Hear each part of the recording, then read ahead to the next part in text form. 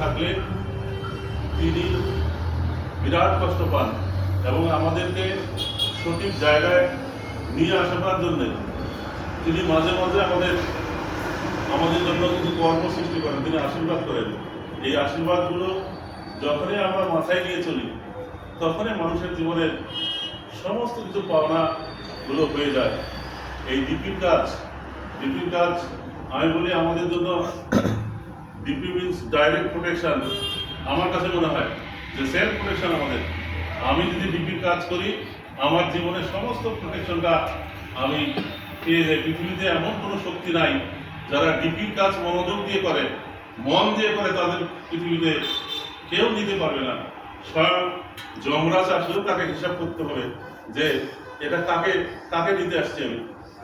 কারণ আমরা কাকে ধরেছি, বিধাতা পুরুষ, তিনি অনুমতি না দিলে পৃথিবী থেকে আমাদের কেউ নিতে পারবে না।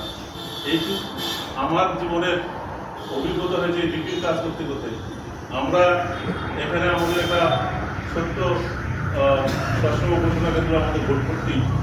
এখানে আমাদের কর্মী সংখ্যা এখনো আমরা বেশি হয়ে উঠতে পারিনি। আমরা চেষ্টা করছি এখান থেকে প্রায় 300 পরিবার ইষ্টবিধি রানিং চলছে।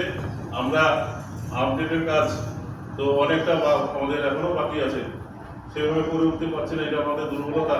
আর আমরা প্রত্যহ যখন থেকে আশীর্বাদ এসছে যে প্রয়োজনীয় অভিজ্ঞতা যখন থেকে আশীর্বাদ করছেন যে মন্দির ফাঁকা রাখা যাবে না, আমাদের মন্দির আমরা প্রত্যেক দিন চেষ্টা করি ফাঁকা থাকে না।